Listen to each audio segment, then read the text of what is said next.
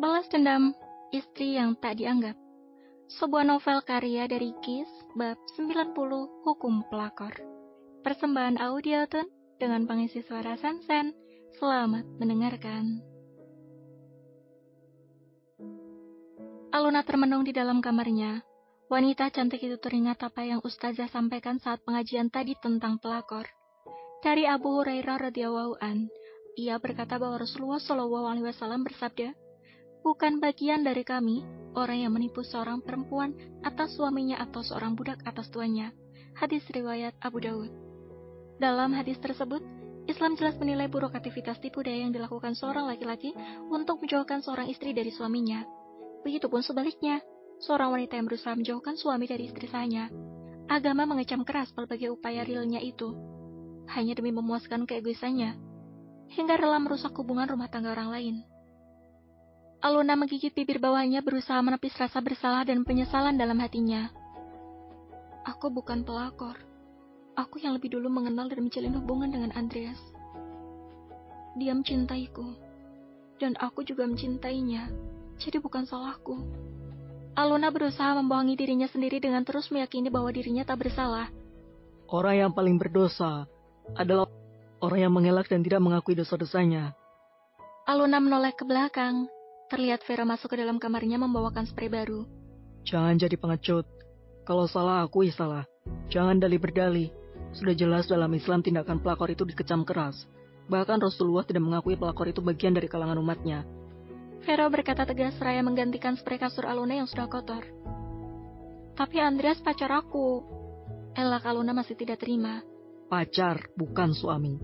Sarkas Vero membuat Aluna mengepalkan tangannya erat. Kami telah berhubungan bertahun-tahun dan akan menikah. Tapi gagal karena Kinara yang harus menjadi pengantin pengganti Andreas. Jelas Aluna berusaha membela dirinya sendiri. Oke, yang kamu katakan itu benar. Tapi dalam kasusmu, Kinara adalah istri sah. Dan kamu adalah pelakornya. Ibarat kata, kamu ingin membeli suatu barang sedangkan barang itu sudah memiliki pemiliknya. Vero menatap lekat wajah Aluna setelah ia pasangkan spray. Pria tampan itu merasa gemas pada pola pikir Aluna yang salah. Tapi... Membantah sekali lagi aku bongkar isi kepalamu pakai obeng. Udah tahu salah malah ngeyel. Dasar wanita edan. Ketus Vero dengan kata-kata pedasnya membuat Aluna menangis. Wanita cantik itu sudah dalam keadaan hamil dan sangat sensitif. Vero yang melihatnya pun menghela napas berat. Dasar wanita. Setiap kali kalah debat, pasti nangis. Gumam Vero pelan.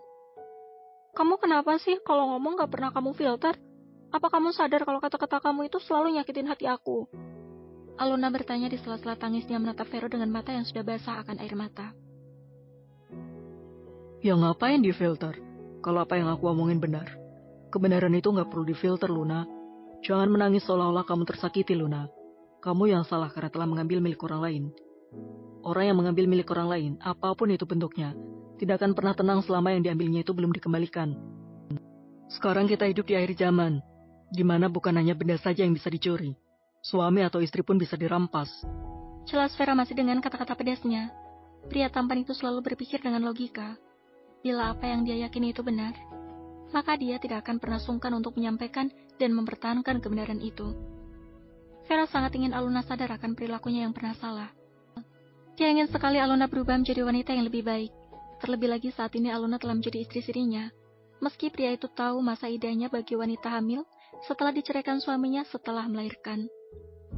Dengan kata lain, Vera sedang menikahi istri orang. Dia sadar salah, akan tetapi dia juga ingin berbuat baik dengan menutupi aib Aluna dan melindungi wanita itu selama hamil. Itulah sebabnya kenapa rumah tanggamu dengan Andreas tidak berjalan dengan baik.